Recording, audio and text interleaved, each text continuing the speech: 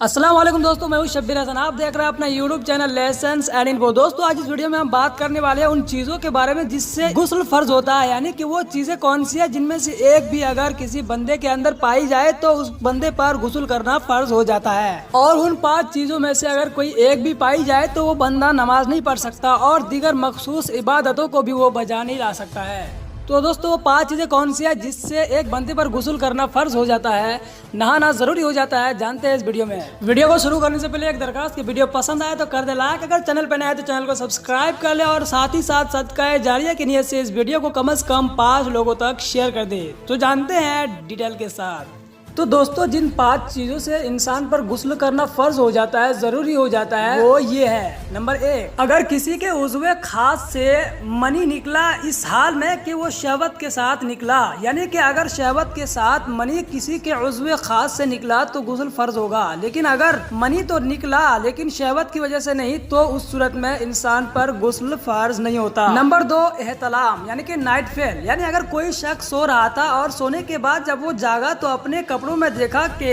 گیلا پن ہے، یعنی کہ نائٹ فیل ہو گیا ہے، تو اس صورت میں بھی غسل فرض ہو جاتا ہے۔ نمبر 3، غیبوبت حشفہ، یعنی کہ اگر حشفہ کسی کی شرمگاہ میں داخل ہو گیا، وہاں تک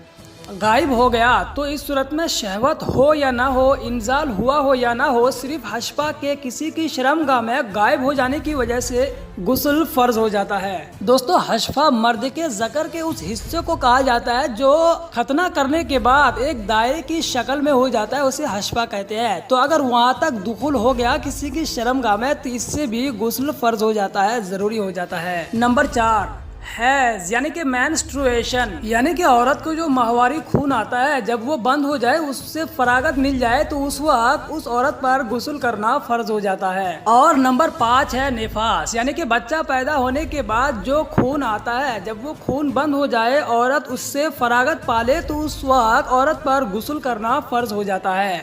تو دوستو یہ وہ 5 صورتیں ہیں جس کی وجہ سے اگر ان میں سے ایک بھی پایا گیا تو انسان پر غسل کرنا فرض ہو جاتا ہے، ضروری ہو جاتا ہے۔ بغیر غسل کیے وہ بہت سارے اسلامی کام انجام نہیں دے سکتے، جیسے کہ نماز پڑھنا، قرآن مجید پڑھنا یا پھر مسجد میں جانا وغیرہ۔ دوستو اس کے ساتھ ساتھ ایک مسئلہ بتاتا چلوں جسے اکثر لوگوں کو جس کی شکایت ہوتی ہے۔ اگر منی اتنی پتلی پڑ گئی کہ پیشاب کے وقت یا ویسے ہی کسی بھی وقت کچھ قطرے بغیر شہوت کے ذکر میں نکل آتا ہے تو اس صورت میں غسل واجب نہیں ہوگا، بلکہ صرف وضو ٹوٹ جائے گا۔ اور دوستو مزید جمعہ کی نماز کے لیے اور عید اور بقرعید کی نماز کی ادائیگی کے لیے اور عرفہ کے دن احرام باندھنے کے لیے غسل کرنا سنت ہے۔ تو دوستو غسل سے متعلق وہ 5 باتیں ہیں جس سے انسان پر غسل فرض ہو جاتا ہے، تو اس کو اپنے ذہن میں محفوظ کر لیں اور کسی قسم کی جسمانی گندگی اور نجاست سے دور رہیں۔ اور دوستو جب آپ کو پتا ہو گیا کہ ان 5 چیزوں سے غسل فرض ہو جاتا ہے تو انشاءاللہ امید کرتا ہوں کہ آئندہ ٹائم آپ کبھی بھی بغیر غسل کے نہیں رہیں گے جب آپ کے ناپاک ہو، کیونکہ دوستو بلا وجہ ناپاک رہنا بہت ہی گناہ کا کام ہے، اور اگر اسی ناپاکی کے حالت میں خدا نہ خواستہ موت آ گئی تو اس کا انجام کیا ہوگا وہ تو اللہ ہی بہتر جانتا ہے۔